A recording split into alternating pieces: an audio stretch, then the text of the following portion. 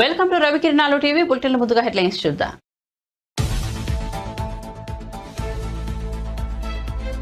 TDP దొంగ ఓట్లను చేర్చుతోంది. ఢిల్లీలో సీఈసీకి ఫిర్యాదు చేసిన వైసీపీ ఎంపీలు పొరుగు రాష్ట్రాల్లో ఉన్న వారి ఓట్లను ఏపీలో నమోదు చేస్తున్నారని కంప్లైంట్.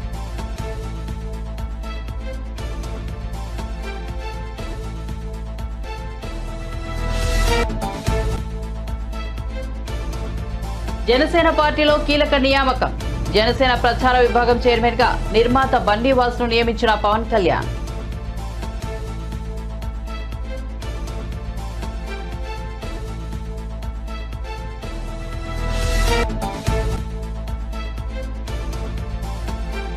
చంద్రబాబు తన హయాంలో ఒక్క సాగునీటి ప్రాజెక్టును కూడా ప్రారంభించలేదన్న కాకాని గోవర్ధన్. వచ్చే ఎన్నికల్లో 100% అధికారం వైసీపీదేనని ధీమా.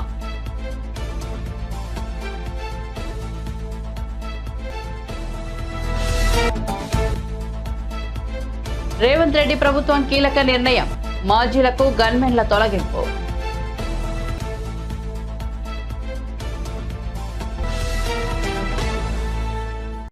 ఇక వార్త వివరాల్లోకి వెళ్తే విజయసాయిరెడ్డి నేతృత్వంలో వైసీపీ ఎంపీలు ఢిల్లీలో కేంద్ర ఎన్నికల సంఘాన్ని కలిశారు. ఏపీలో టీడీపీ దొంగ ఓట్లను చేర్చుతోందంటూ సీఎస్సీకి ఫిర్యాదు చేశారు. టీడీపీ నేతలు 40,76,580 దొంగ ఓట్లను చేర్పించారంటూ తమ ఫిర్యాదులో ఆరోపించారు. ఒకే ఫోటోతో ఇంటి పేరు మార్చి అవకతవకలను పాల్పడ్డారని వివరించారు. ఏపీలో దొంగ ఓట్లని టీడీపీ సానుభూతి పరులవేనని సీఈసీకి తెలిపారు. హైదరాబాద్, కర్ణాటక, తమిళనాడు, ఒడిశా రాష్ట్రాల్లో ఉన్న టీడీపీ సానుభూతి పరుల ఓట్లను ఏపీలో నమోదు చేయించారని వైసీపీ ఎంపీలు ఆరోపణలు చేశారు.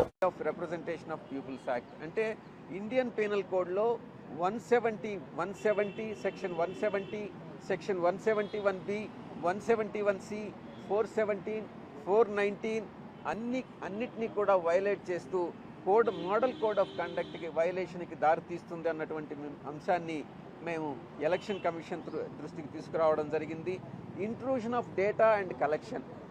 Election commission through TDP Telugu Desam party website ద్వారా అప్లికేషన్ ద్వారా www.tdpmanifesto.comలో citizens houses in the guise of voters verification వీళ్ళు ఏం చేస్తున్నారని అంటే ప్రతి ఒక్క 30 మందికి ఒక తెలుగుదేశం వాళ్ళని ఒక ఏజెంట్ని అపాయింట్ చేయడం ప్రతి 30 హౌస్ హోల్డ్స్కి.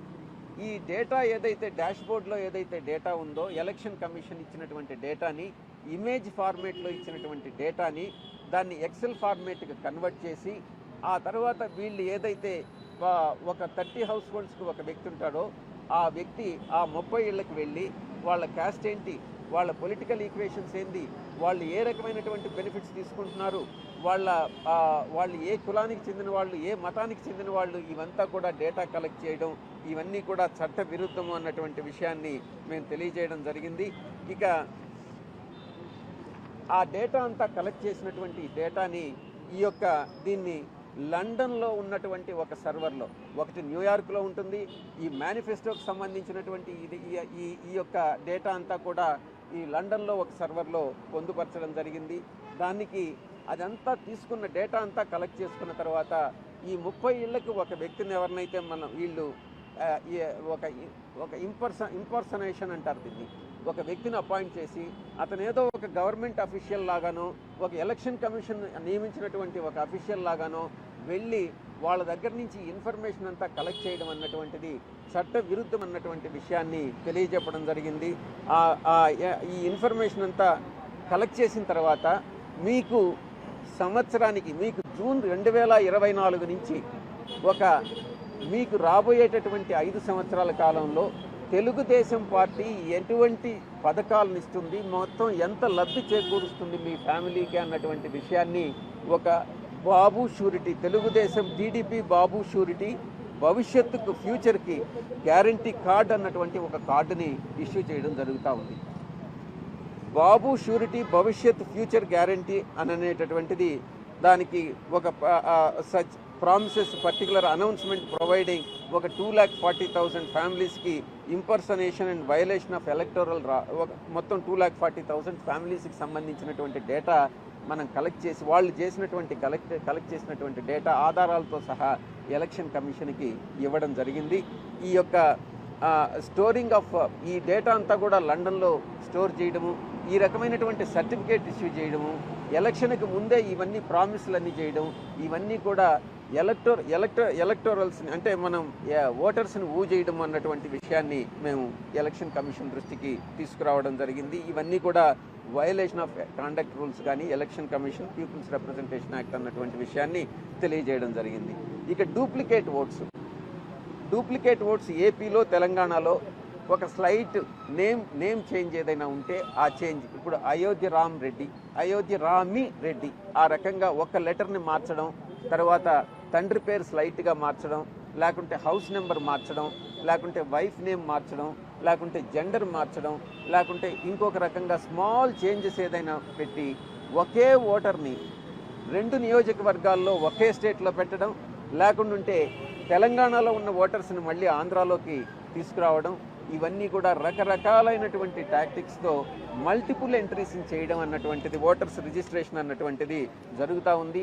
ఇది section 17-18 of the people's representation యాక్ట్కి వ్యతిరేకం అన్నటువంటి విషయాన్ని తెలియజేయడం. తెలంగాణలో కాంగ్రెస్ ప్రభుత్వం ఏర్పడిన తరువాత అధికారుల బదిలీలు కొనసాగుతున్నాయి. తాజాగా ముఖ్యమంత్రి రేవంత్ రెడ్డి ప్రభుత్వం కీలక నిర్ణయం తీసుకుంది. పలువురు అధికారులను బదిలీ చేసింది. మరికొందరికి అదనపు బాధ్యతలు అప్పగిస్తూ నిర్ణయం తీసుకుంది. ఉప ముఖ్యమంత్రి బట్టి విక్రమార్క ఓఎస్డీగా కృష్ణ భాస్కర్ నియమించింది. ఇంధన శాఖ కార్యదర్శిగా అలీ ముర్తుజా రిజ్వీనాను నియమించింది. ట్రాన్స్కో జెన్కోగా రిజ్వీకి అదనపు బాధ్యతలు అప్పగించింది. హెచ్ఎండిఏ జాయింట్ కమిషనర్గా ఆమ్రపల్లికి బాధ్యతలు అప్పగించిన ప్రభుత్వం మూసీ అభివృద్ధి సంస్థ ఇన్ఛార్జ్ ఎండీగా అదనపు బాధ్యతలు కేటాయించింది. ఈ మేరకు సీఎస్ శాంతికుమార్ ఆదేశాలు జారీ చేసింది. మంత్రి శ్రీధర్బాబు భార్య ఐఏఎస్ శైలజ రామయ్యను వైద్య ఆరోగ్య శాఖ ముఖ్య కార్యదర్శి నియమించింది. ట్రాన్స్కో ఎండీగా సందీప్ కుమార్, దక్షిణ డిస్కమ్ సీఎండీగా ముష్రఫ్ అలీ, ఉత్తర డిస్కమ్ సీఎండీగా కర్ణటి వరుణ్ రెడ్డి, వ్యవసాయ శాఖ బి గోపికి బాధ్యతలు అప్పగించారు. టీడీపీ జాతీయ ప్రధాన కార్యదర్శి నారా లోకేష్ చేపట్టిన యువకులం పాదయాత్ర అనకాపల్లి జిల్లా యలమంచిలి పట్టణంలో హోరెత్తింది. 222వ రోజు యువకులం పాదయాత్ర కొత్తూరు ఎస్వీ కన్వెన్షన్ వద్ద క్యాంప్ సైట్ నుంచి కోలాహలంగా ప్రారంభమైంది. యలమంచిలి శివారులో అంగన్వాడీ వర్కర్లు యువనేతలు కలిసి వినతిపత్రం సమర్పించగా వారి ఆందోళనకు సంఘీభావం తెలిపారు. యలమంచిలి శివారులో ఇటీవల మిగ్జాం తుఫాను కారణంగా దెబ్బతిన్న పంట పొలాలను లోకేష్ పరిశీలించారు. పంట నష్టం వివరాలను యలమంచిలి ఇన్ఛార్జ్ ప్రగడ నాగేశ్వరరావు, జనసేన ఇన్ఛార్జ్ సుందరపు విజయ్ కుమార్ యువనేతకు తెలియజేశారు. టీడీపీ అధినేత చంద్రబాబుపై మంత్రి కాకాని గోవర్ధన్ రెడ్డి కీలక వ్యాఖ్యలు చేశారు. కరువు తుఫానులను ఎలా ఎదుర్కోవాలో తనను చూసి నేర్చుకోవాలని చంద్రబాబు అన్నారని, చంద్రబాబు వ్యాఖ్యలను చూస్తే ఆయనకు పిచ్చి పట్టిందని అర్థమవుతోందని మంత్రి విమర్శించారు. పోలవరం ప్రాజెక్టుకు నేనే డిజైన్ చేశానన్నట్టుగా చెప్పారని, చంద్రబాబు ముఖ్యమంత్రిగా ఉన్న 9 సంవత్సరాల కాలంలో పోలవరం గురించి పట్టించుకోలేదని మంత్రి ఆగ్రహం వ్యక్తం చేశారు. డాక్టర్ వైఎస్ఆర్ పోలవరం నిర్మాణానికి శంకుస్థాపన చేశారన్నారు. ప్రభుత్వ వైఫల్యంతోనే తుఫాను వల్ల రైతులు నష్టపోయాయని చంద్రబాబు అంటున్నారని, పూర్తి రుణమాఫీ చేస్తానని హామీ ఇచ్చి మోసం చేశారన్నారు. రైతులను పట్టించుకోవాల్సిన అవసరం లేదని, వ్యవసాయం దండగని వ్యాఖ్యలు చేసిన చంద్రబాబు ఇప్పుడు రైతుల గురించి మాట్లాడడం హాస్యాస్పదమన్నారు. చంద్రబాబు ముఖ్యమంత్రి ఉన్న సమయంలో కరువు కాటకాలతో ప్రజలు అల్లాడిపోయారని, పంటలు వేసుకోలేని పరిస్థితుల్లో ఎదుర్కొన్నారని మంత్రి పేర్కొన్నారు. దాన్ని ఆలోచన చేసి ఫౌండేషన్ వేసినంత వరకు, శంకుస్థాపన చేసి ప్రారంభించినంత వరకు చంద్రబాబు నాయుడు దాని గురించి పట్టించుకునేటువంటి పాపన పోలేదు. అటువంటిది ఈరోజు పోలవరాన్ని గురించి మాట్లాడతా, పోలవరాన్ని నేనే డిజైన్ చేశాను, పోలవరాన్ని వీడు సరిగ్గా పట్టించుకోలేదు. నీకు ఏమీ సంబంధం లేదు. పోలవరానికి సంబంధించి పోలవరం ప్రాజెక్టుని ప్రారంభించింది మహానేత రాజశేఖర రెడ్డి గారు. అది పూర్తవుతున్నటువంటి పరిస్థితి జగన్మోహన్ రెడ్డి గారి హయాంలో. కాబట్టి నీకు సంబంధం లేనటువంటి వాటిల్లో నేను క్రెడిట్ కొట్టేయాలనేటువంటి ఒక దుర్మార్గమైనటువంటి ఆలోచన ఏదైతే నువ్వు చేస్తావో, ఇప్పటికైనా నువ్వు వాటికి స్వస్తి పలికితే బాగుంటుంది అనేటువంటిది ఒక విషయం. అదేవిధంగా ఇంకొక మాట చెప్పాడు. ఇది మొన్న జరిగినటువంటి తుఫాన్ ఏదైతే ఉందో, మిగ్జాం తుఫాన్లో రైతులు చాలా నష్టపోయారు, రైతుల గురించి ప్రభుత్వం పట్టించుకునేటువంటి పరిస్థితులు లేరు అని చెప్పి. రైతులు నష్టపోయింది ఎవరు? ప్రభుత్వం. ఎవరు రైతులకు సంబంధించినటువంటి ప్రభుత్వ వైఫల్యం వల్ల రైతులు నష్టపోయారని చెప్పి ఈరోజు నువ్వు మాట్లాడుతున్నావే. ఆ రోజు రైతులకు సంబంధించి రుణమాఫీ చేస్తానని చెప్పినప్పుడు, నీ వల్ల రైతులు నష్టపోయినప్పుడు ఆ రోజు నీకు అనిపించలేదా? నేను తీసుకున్నటువంటి నిర్ణయం, నేను ప్రకటించి హామీ చేయకుండా రైతులను మోసం చేశానే, దాదాపుగా 87,612 కోట్ల రూపాయలకి రైతులను మోసం చేశానే. కాబట్టి నా వైఫల్యం వల్ల రైతులు నష్టపోయారనేటువంటి ఆలోచన ఆ రోజు ఏ రోజైనా కలిగిందా నీకు? ఈరోజు మరలా వచ్చి దానికి సంబంధించి ఏదో మాట్లాడుతున్నావు. సున్నా వడ్డీ ఇచ్చేసింది నువ్వు కాదా? రైతులను మోసం చేసింది నువ్వు కాదా? రైతులకు సంబంధించినటువంటి బకాయిలు పెట్టి చెల్లించకుండా వెళ్ళినటువంటి వాడు నువ్వు కాదా? రైతుల సంక్షేమాన్ని విస్మరించి ఏదన్నా మాట్లాడితే రైతులను పట్టించుకోవాల్సినటువంటి అవసరం లేదు, వ్యవసాయమే దండగా అని చెప్పి సెలవు ఇచ్చినటువంటి మనిషి నువ్వు కాదు. ఏ నోటితో ఈరోజు రైతుల గురించి మాట్లాడేటువంటి అర్హత నీకు ఎక్కడ ఉంది అని చెప్పి మేము అడుగుతున్నాం. 5 సంవత్సరాలు పరిపాలించు నువ్వు. నీ 5 సంవత్సరాల్లో కరువు ఏదైనా తప్పిదారి వస్తే విపరీతమైనటువంటి వరదలు, ప్రకృతి వైపరీత్యాలు తప్ప రైతు అనేవాడు సజావుగా సాఫీగా 9 సంవత్సరాలు కానీ మొన్న 5 సంవత్సరాలు కానీ 14 సంవత్సరాల కాలంలో మరీ మొన్న 2014 నుంచి 19 వరకు కరువు ఈ రాష్ట్రంలో విలయతాండమాడింది. రైతులు అసలు పంటలు వేసుకోలేకపోయారు. రైతులు వ్యవసాయం గురించి మర్చిపోవాల్సినటువంటి పరిస్థితి ఏర్పడింది. రైతులు పాపం పొలాలను వదిలేసి ఊళ్ళు వదిలి వెళ్ళిపోయారు, వలసలు వెళ్ళిపోయారు. నీ జీవానికి నీ పాదం కనీసం అనేక సందర్భాలు చెప్పాం. ఏదైనా ఇటువంటి విపత్తు వచ్చినప్పుడు నువ్వు ఆపలేవు. నువ్వు చెప్పావు నేను తుఫానని సముద్రంలోనే అణిచివేశాను అని చెప్పి. అంతటి శక్తి భగవంతుడికి తప్ప నీలాంటి వాడికి ఉంటుందని చెప్పి ఎవడో అనుకోడు. కానీ జరగనటువంటి దాన్ని జరిగినట్టుగా, తుఫాను వచ్చి ఆగిపోతే నేను ఆపేసాను అన్నట్టుగా మాట్లాడడానికి అలవాటు పడినటువంటి చంద్రబాబు ఈరోజు రకరకాలైనటువంటి పిచ్చి ప్రలాపాలని మాట్లాడుతూ ఈరోజు ఎక్కడో అంతకుముందు హుదూద్ తుఫాను వచ్చింది, 4 ఫోటోలు దిగినాడు, ఫోటోలో పోజులు ఇచ్చినాడు. దానివల్ల అంతా పాపం కష్టపడినటువంటి అధికారులు వెనక్కి వెళ్ళిపోయినారు, కష్టపడినటువంటి స్థానిక ప్రజాప్రతినిధులు వెనక్కిపోయినారు, కష్టపడినటువంటి స్థానికంగా ఉండేటువంటి నాయకులు, వాలంటీర్ ఆర్గనైజేషన్స్ పక్కకు వెళ్ళిపోయారు. నువ్వు సిగ్గు లేకుండా 4 ఫోటోలు పెట్టుకుని నిలబడి రోజు ఆ ఫోటోలను ప్రచారం చేసి నువ్వే కష్టపడ్డట్టు, నీ వల్లనే దానికి సంబంధించినటువంటి రిలీఫ్ మెజర్స్ అన్ని పూర్తయినట్టు, నువ్వే సర్వమే వ్యవహరించినట్టు నువ్వు రాయించుకుంటే నీ వెనక తిండి తిప్పలు, నిద్రాహారాలు మాని పనిచేసినటువంటి ఉద్యోగులు కానీ, మాని పనిచేసినటువంటి స్వచ్ఛంద సేవా సంస్థలు కానీ, మాని పనిచేసినటువంటి స్థానిక నాయకులు కానీ, ప్రజాప్రతినిధులు కానీ, కార్యకర్తలు కానీ ఏ రోజైనా నువ్వు గుర్తించావు? గుర్తించినటువంటి పరిస్థితి ఉందా? కాబట్టి ఈరోజు నువ్వు ఒక్కసారి చూడాల్సింది, ఆలోచన చేయాల్సింది, నువ్వు ఎక్స్పర్ట్.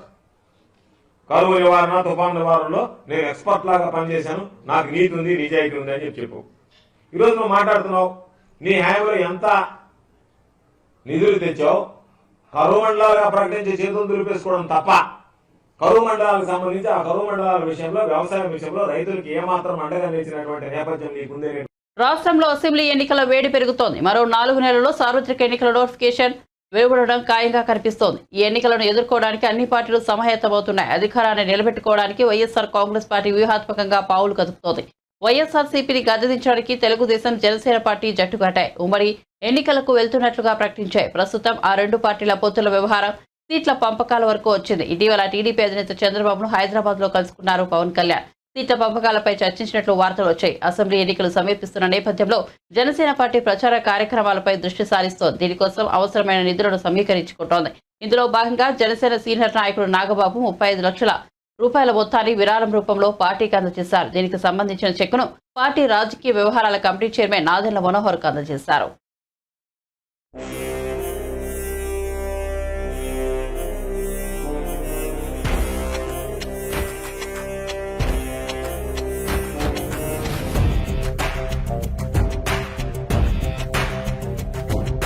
ఈరోజు మా అంజనా ప్రొడక్షన్స్ బ్యానర్లో వచ్చిన పవన్ కళ్యాణ్ గారి సినిమా కుటుంబ శంకరం రీఇష్యూ రిలీజ్లో మొత్తం సినిమా అంతా అవగా మేజర్ అమౌంట్ జనసేన పార్టీకి 35 lakhs త్రూ నాదెండ్ల మనోహర్ గారి ద్వారా అందించాం. I'm very happy to announce this. గతంలో కూడా ఆరెంజ్ సినిమాకి 1.5 lakhs ప్లస్ అంతకుముందు జల్సా చేసాం, దానికి ఒక 1 crore దాకా జల్సాకి ఇచ్చాం. మా సినిమాల్లో ఏది రిలీజ్ అయినా సరే, అంటే మా ఓల్డ్ ఫిలిమ్స్లో ఆ డబ్బు జనసేనకి ఇవ్వాలని మేము డిసైడ్ చేసాం. సో ఆ ప్రాసెస్లో ఇది కూడా చేయడం జరిగింది. మేము కంట్రిబ్యూట్ చేసిన అమౌంట్ మా జనసేన ప్రెసిడెంట్ పవన్ కళ్యాణ్ గారు మంచి మంచి కార్యాలకు ఉపయోగిస్తారు, మంచి పనులకు ఉపయోగిస్తారని చెప్పి మనందరికీ తెలిసిన విషయమే. సో అలాంటి వ్యక్తి ఉన్నటువంటి పార్టీలో జనసేనకి ఫండింగ్ ఇవ్వటం అనేది I'm very very happy to announce and thank you very much for sharing this. Thank you. తనపై వచ్చిన భూ కబ్జా ఆరోపణలపై తెలంగాణ మాజీ మంత్రి మేడ్చల్ ఎమ్మెల్యే మల్లారెడ్డి స్పందించారు. గురువారం ఆయన మీడియాతో మాట్లాడుతూ తనకు భూ కబ్జాలు చేయాల్సిన అవసరం లేదన్నారు. 3 చింతలపల్లిలో తాను కబ్జాకు పాల్పడినట్లు వస్తుందంటూ అవాస్తవమని తెలిపారు. 47 ఎకరాలకు సంబంధించిన భూమి విషయంలో తనకు ఎలాంటి సంబంధం లేదని స్పష్టం చేశారు. తనపై కేసు నమోదైన విషయం వాస్తవమేనని ఈ అంశంపై తాను కోర్టుకు ఆశ్రయిస్తానని చెప్పారు. కొంతమంది వ్యక్తులు భూముల కొనుగోలు అమ్మకాలు జరుపుతున్నారని, వారిలో ఎవరో కబ్జా చేసి ఉంటారన్నారు. ఈ వ్యవహారంలో తనపై ప్రభుత్వం కక్ష సాధింపు చర్యలకు పాల్పడుతోందని తాను అయితే భావించడం లేదని స్పష్టం చేశారు. 47 ఎకరాల భూమికి సంబంధించి ఎక్కడా తన పేరు లేదన్నారు. తాను రాత్రికి రాత్రి దాన్ని కబ్జా చేసినట్లుగా వస్తున్న వార్తలో ఎలాంటి వాస్తవం లేదన్నారు. వాస్తవం అసలు లేదు. అది 47 ఎకరాలు భూమి ఎస్టీలది. అదేదో ఎస్టీలది, అది కూడా 38 అని అంటున్నారు. వాళ్ళు కొన్నోళ్ళంతా రకరకాల రామరెడ్డి అని వాళ్ళు రకరకాల మనుషులు ఉన్నారు. వాళ్ళకు 38 కింద ఏదో డబ్బులు అడిగారు, వాళ్ళు ఇచ్చారు. మధ్యవర్తులు కొందరు తిన్నారు. అంతేగాని ఆ భూమిలో కానీ ఆ 47 ఎకరాలలో కానీ ఎక్కడ కూడా నా పేరు లేదు, నాకు ఆ భూమిలో సంబంధం లేదు, ఆ డీల్ తోటి కూడా నాకు సంబంధం లేదు. అది చేసారు వాళ్ళు, కోర్టుకు వెళ్ళి ఆర్డర్ తెచ్చి ఎఫ్ఐఆర్ బుక్ చేయమని తెచ్చారు. నేను కూడా ఇప్పుడు రాసిచ్చిన, నేను కూడా కోర్టుకు పోయి నాకు సంబంధం లేదని నేను కూడా కోర్టు ఎలక్షన్ అయిన బట్టి మీరు రాత్రి రిజిస్ట్రేషన్ చేసే ప్రయత్నం చేసిన అది కాదండి, అవాస్తవం అని చెప్తున్నారు. సరే, ఏదైనా ప్రభుత్వ కక్ష దీంట్లో కక్ష ఏం లేదు. మంగళగిరి కేంద్ర కార్యాలయంలో విశాఖపట్నం నగరపాలక సంస్థ YCP corporator doctor Mohammed Sadiq Prakasam దర్శించి శ్రీ గరికపాటి వెంకట్లు శ్రీ పవన్ కళ్యాణ్ సమక్షంలో జనసేన పార్టీలో చేరారు. వారి ఊరికి పవన్ కళ్యాణ్ పార్టీ పండువాలు కప్పి సాదరంగా ఆహ్వానించారు. వేదిక మీద రావాల్సిందిగా కోరుచున్నాం.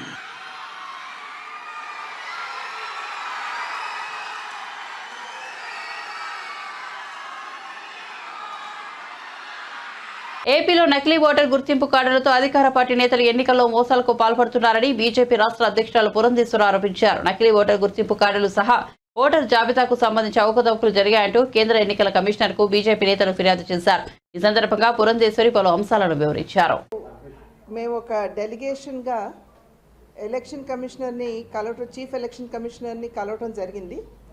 ఏదైతే గత కొంతకాలంగా మనం వింటూ వస్తున్నామో, ఈ ఓటర్స్ లిస్టు ఏదైతే ఉందో దానికి వాటి ట్యాంపరింగ్ గురించి ఏదైతే మనం వింటూ వస్తున్నామో, అంటే లేని వారు పేర్లు జతపరచడం, ఉన్నటువంటి వారి పేర్లు తీసివేయడం, ఒకే ఇంట్లో అనేకుల పేర్లు చేర్చడం. దీనికి తోడు ఇవాళ ప్రధానంగా ఏమిటంటే ఎపిక్ కార్డ్స్ డూప్లికేషన్. ఏదైతే ఈ identity cards, electoral identity cards ఉంటాయో వాటి డూప్లికేషన్కి సంబంధించినటువంటి ప్రూఫ్, రుజువు ఇవాళ చీఫ్ ఎలక్షన్ కమిషనర్కి ఇవ్వటం జరిగింది.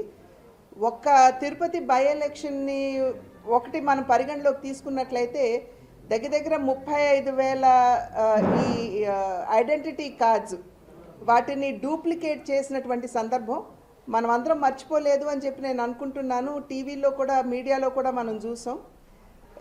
కొన్ని పదుల్లో బస్సుల్లో ఓటర్ని పక్క కాన్స్టిట్యువెన్సీస్ దగ్గర నుండి తీసుకుని వచ్చి ఈ తిరుపతి బై ఎలక్షన్లో ఓటు చేసినటువంటి సందర్భం మనం అందరం కూడా మర్చిపోలేదని చెప్పి నేను భావిస్తున్నాను. అటువంటి ఒక్క తిరుపతి బై ఎలక్షన్లోనే 35,000 మంది ఓటర్ కార్డ్ని డూప్లికేట్ చేసి మేము చాలా పెద్ద మెజారిటీ సాధించాము అని చెప్పి ఏదైతే ఇప్పుడు అధికారంలో ఉన్నటువంటి పార్టీ చెప్తుందో, వారు చేసినటువంటి ఈ ఏదైతే ఉందో దానికి సంబంధించినటువంటి రుజువు ఇవాళ ఎలక్షన్ కమిషనర్కి ఇవ్వటం జరిగింది.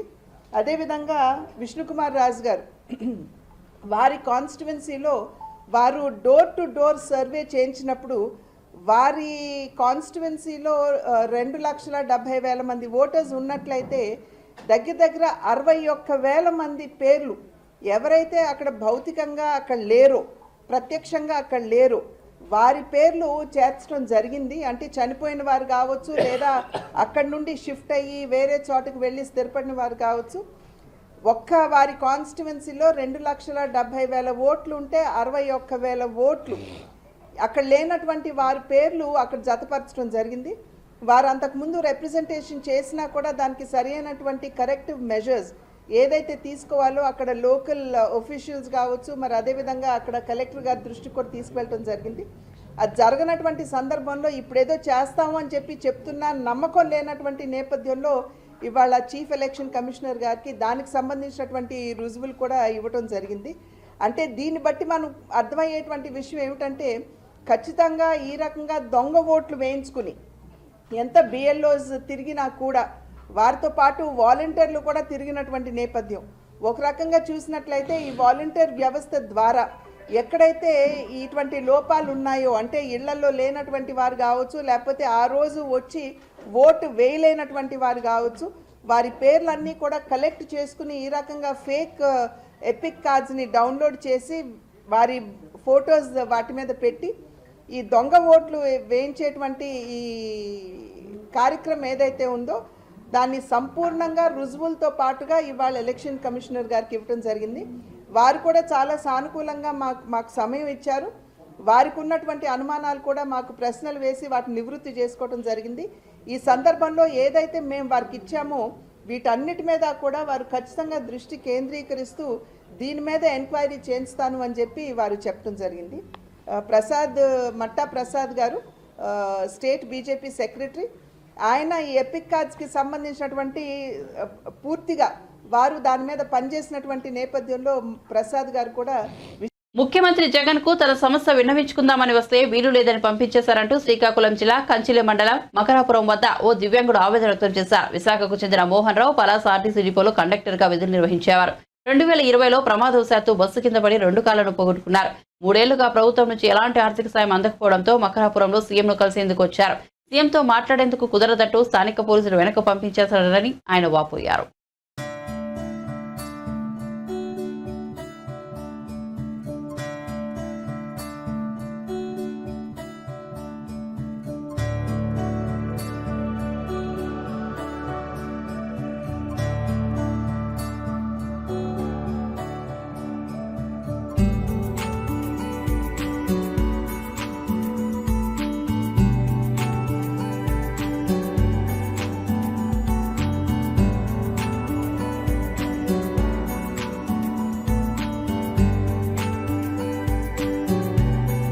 సీఎం గారి దగ్గర కావడానికి వచ్చింది. సీఎం గారి దగ్గర కావడానికి ఇక్కడ తక్కువ టైం ఉంది, పలాస వెళ్ళిపోయింది సార్ అని అన్నారు. మీ పేరేంటి సార్? కే మోహన్ రావు సార్. దేనికోసం వచ్చారు సార్? ఏపీఎస్ఆర్ కండక్టర్ చేశాను. నేను యాక్సిడెంట్ అయింది 5 సంవత్సరాలు 3 మాసాలు సర్వీస్ ఉంది నాది. సర్వీస్ ఉండగా నాకు ఉద్యోగం అడిగితే ఉద్యోగం ఇవ్వలేదు. ఎప్పుడు సార్ యాక్సిడెంట్? ఎలా? 2022 అయింది బస్సు యాక్సిడెంట్. బస్సు నేను ఇలాగా బస్సు ఎక్కుతుండగా ఆడు ముందు లాగేసాడు. నా కాలు 2 టైర్ కిందకి వెళ్ళిపోయింది. నాకు గవర్నమెంట్ ద్వారా ఎటువంటి సహకారం లేదు, నా ఉద్యోగం లేదు, ఎటు లేదు. ఇప్పటికీ నాకు 40 లక్షల రూపాయలు అయింది. ఆర్టీసీలో చేస్తుంటారా మీరు? ఆర్టీసీ డిపార్ట్మెంట్ ఒక డ్రైవర్ కండక్టర్ కలెక్షన్ చేసి 1,50,000 ఇచ్చారు. డిపార్ట్మెంట్ పరంగా మీకు డిపార్ట్మెంట్ పరంగా అది ఇప్పుడు ఎందుకు ఎక్కడికి వచ్చారు? ఏం చెప్దాం అనుకున్నారు? సీఎం గారితో కలిసి నా కష్టకాలని చెప్తారు అనుకున్నాను. నా కాలంలో ఇక్కడ పలాస వెళ్ళండి సార్ అని వెళ్తారా? ఇప్పుడు పలాస వెళ్తాను. ఎటువంటి పెన్షన్ రూపంలో మనకి ఎటువంటి సహకారం అయితే ప్రభుత్వం నుంచి అందించలేదు ఇంతవరకు. 2022 కదా. సాధారణ ఎన్నికలను దృష్టిలో ఉంచుకుని మార్చి నెలలోనే ఇంటర్ 10th పరీక్షలు నిర్వహిస్తున్నట్టు ఏపీ విద్యాశాఖ మంత్రి బొత్స సత్యనారాయణ తెలిపారు. మార్చి 1 నుంచి 21 తేదీ వరకు ఇంటర్ పరీక్షలు, మార్చి 18 నుంచి 30 వరకు 10వ తరగతి పరీక్షలు జరుపుతామని వెల్లడించారు. ఎన్నికల కారణంగా విద్యార్థులకు ఇబ్బంది కలగకుండా పరీక్షల షెడ్యూల్ రూపొందించామని బొత్స చెప్పారు. ఈసారి 10వ తరగతి పరీక్షలను 6 లక్షల మంది విద్యార్థులు హాజరు కానున్నారని తెలిపారు. 10 లక్షల మంది ఇంటర్ పరీక్షలు రాయనున్నారని వివరించారు. ఇంటర్మీడియట్ కు సంబంధించి ప్రాక్టికల్స్ ఎగ్జామ్ ఫిబ్రవరి 5 నుంచి 20 వరకు ఉంటాయని మంత్రి బొత్స వెల్లడించారు. ప్రాక్టికల్ పరీక్ష వచ్చి ఫిబ్రవరి 5 నుంచి 20 తేదీ వరకు జరుగుతాయి. ప్రాక్టికల్స్ థియరీ వచ్చి మార్చి 1వ తేదీ నుంచి మార్చి 20 వరకు జరుగుతాయి. మార్చి 1 నుంచి మార్చి 20 తేదీ వరకు జరుగుతాయి. అందులో ప్రధానంగా మెయిన్ సబ్జెక్ట్స్ ఏమున్నాయి అవన్నీ కూడా మార్చి 15వ తారీఖే అవన్నీ కూడా కంప్లీట్ అవ్వడం జరుగుతుంది. అంటే 1వ తారీఖు నుంచి 15వ తారీఖు లోపలే వాటిని కంప్లీట్ చేస్తున్నాం. ఈ పరీక్షలు రోజు ఉదయం 9 గంటల నుంచి మధ్యాహ్నం 12 గంటల లోపు ఈ పరీక్షలు జరుగుతాయి. 3 hours ప్రతి ఎగ్జామ్ కూడా 3 గంటలు, ఉదయం 9 నుంచి మధ్యాహ్నం 12 గంటల వరకు. ఏవైతే పబ్లిక్ హాలిడేస్ ఉన్నాయో, శనివారాలు ఏవైతే ఉన్నాయో, పండుగలు అవి పబ్లిక్ ఆ రోజుల్లో వచ్చి ఎగ్జామ్స్ ఉండవు. ఆ రోజుల్లో ఆ రకంగా చేసాము. అవన్నీ కూడా మీ ద్వారా మీకు ఇస్తాము. అప్పుడు అవన్నీ కూడా పబ్లిక్ చూడడానికి, అలాగే వెబ్సైట్లు కూడా పెడతాము అన్నీ కూడా. అలాగే ఒకే రోజు 2 పరీక్షలు ఉండవు. ఒకరోజు వచ్చి ఇంటర్మీడియట్ ఫస్ట్ ఇయర్ ఉంటే 2వ రోజు సెకండ్ ఇయర్ ఉంటుంది. ఒకే రోజు ఫస్ట్ ఇయర్ ఉదయం మధ్యాహ్నం సెకండ్ ఇయర్ అని కాకుండా రోజుకు ఒకటి, ఫస్ట్ ఇయర్ ఒక రోజు, సెకండ్ ఇయర్ ఒక రోజు. అలాగే ఇది కంప్లీట్ అయిన తర్వాత 10వ తరగతి పరీక్షల్ని అవి పెట్టడం జరుగుతుంది. ఉదాహరణకి ఇంటర్మీడియట్ మనం తీసుకుంటే 1వ తేదీ నుంచి ఏదైతే ఇందాక మీకు చెప్పానో, ఫస్ట్ సెకండ్ లాంగ్వేజ్ వచ్చి తెలుగు అండ్ తెలుగు, సంస్కృత్, ఇంకా అది సెకండ్ లాంగ్వేజ్ ఫస్ట్ ఉంటుంది. ఇది ఫస్ట్ ఇయర్కి సంబంధించి. అలాగే సెకండ్ ఇయర్కి సంబంధించి 2వ తేదీ ఉంటుంది, సేమ్ సబ్జెక్ట్స్ సెకండ్ లాంగ్వేజ్. అలాగే ఫస్ట్ లాంగ్వేజ్ ఇంగ్లీష్ ఏదైతే ఉందో, ఈ పార్ట్ 1 పేపర్ ఏదైతే ఉందో అది వచ్చి ఇంగ్లీష్ వచ్చి మండే 4వ తారీఖు నాడు ఉంటుంది. ఎందుకంటే మధ్యలో వచ్చి ఓ హాలిడే వచ్చింది, 3వ తారీఖు వచ్చి హాలిడే వచ్చింది కాబట్టి ఆ రోజు అది తీసి సండే వచ్చింది కాబట్టి ఆ రోజు ఎగ్జామ్ లేకుండా 4వ తేదీ నాడు వచ్చి ఇంగ్లీష్ ఫస్ట్ పేపర్ ఉంటుంది ఫస్ట్ ఇయర్ ఎగ్జామ్కి. అలాగే సెకండ్ ఇయర్కి కూడా 5వ తారీఖు నాడు ఉంటుంది. ఈ రకంగా రోజు హాలిడేస్ని తీసి ఆదివారాలు తీసి ఎగ్జామ్స్ ఉంటాయనే విషయాన్ని మీకు తెలియజేస్తాను. మీకు అందరికీ కూడా ఈ టైం టేబుల్ వచ్చి సర్క్యులేట్ ఆఫ్టర్ మన ప్రెస్ కాన్ఫరెన్స్ అయిన తర్వాత మీకు సర్క్యులేట్ చేయడం జరుగుతుంది. ఈ నేపథ్యంలోనే 10వ తరగతికి 10th క్లాస్ సంబంధించి వాళ్ళకి వచ్చి ఈ ఎగ్జామ్స్ రాత పరీక్ష వచ్చి 18వ తేదీ నుంచి మార్చి 18వ తేదీ నుంచి మార్చి 30 వరకు 12 రోజుల పాటు ఎగ్జామ్స్ వచ్చి నిర్వహించడం జరుగుతుంది. వీటికి కూడా ఏదైతే పబ్లిక్ హాలిడేస్ కానీ ఆదివారాలు కానీ ఉంటే మాత్రం ఆ రోజు దీనికి ఎగ్జామ్స్ లేవు, మిగతా రోజు వచ్చి నేను జరుగుతుంది. ప్రధాన పరీక్షలు అయితే 27వ తారీఖుతోనే అయిపోతాయి ప్రధాన పరీక్షలు. ఇంకా 3 రోజులు ఈవెన్ వొకేషనల్ కోర్సు అలాంటి వొకేషనల్ సబ్జెక్ట్స్ ఉన్నవి ఆ 3 రోజులు జరుగుతాయి. ఆ టైం టేబుల్ కూడా మీకు ఇస్తాను. దీనికి ఇందాక చెప్పినట్టు సుమారు 6 లక్షల మంది విద్యార్థులు వచ్చి ఈ పరీక్షకు హాజరవుతున్నారు. దీనికి ఈ పరీక్ష కూడా రోజు 9:30 గంటల నుంచి 12:40 వరకు తెలంగాణ ప్రభుత్వం కీలక నిర్ణయం తీసుకుంది. రాష్ట్రంలో మాజీ మంత్రులు, మాజీ ఎమ్మెల్యేలకు రేవంత్ రెడ్డి ప్రభుత్వం భద్రతను తొలగించింది. వారికి గన్మెన్లను తొలగిస్తూ తెలంగాణ ప్రభుత్వం ఉత్తర్వులు జారీ చేసింది. దీంతో గన్మెన్లను పోలీస్ శాఖ ఉపసంహరించుకుంటోంది. ఎవరికి గన్మెన్లు అవసరమే దానిపై ఇంటెలిజెన్స్ అధికారులు సమీక్షించనున్నారు. ఆ తర్వాతే మాజీలకు గన్మెన్లు కేటాయిస్తారు. తెలంగాణలో కాంగ్రెస్ పార్టీ ప్రభుత్వం కొలువుదీరిన తర్వాత ఐఏఎస్, ఐపీఎస్లను బదిలీలపై దృష్టి సారించింది. ఇప్పుడు మాజీ మంత్రుల సెక్యూరిటీని తొలగించింది. బులెటిన్ ముగించే ముందు హెడ్లైన్స్ మరోసారి చూద్దాం.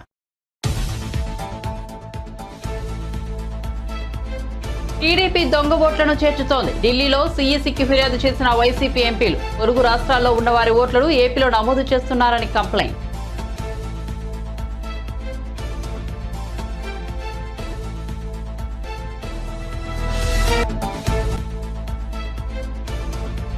జనసేన పార్టీలో కీలక నియామకం. జనసేన ప్రచార విభాగం చైర్మన్ గా నిర్మాత బండివాసును నియమించిన పవన్ కళ్యాణ్.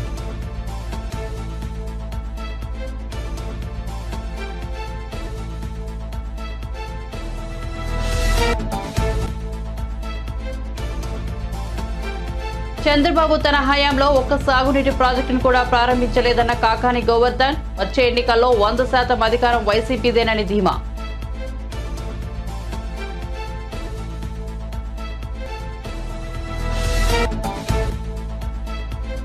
రేవంత్ రెడ్డి ప్రభుత్వం కీలక నిర్ణయం.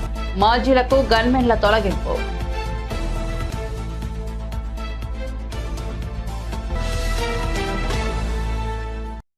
మరిన్ని అప్డేట్స్ కోసం చూస్తూనే ఉండండి రవికిరణాలు టీవీ.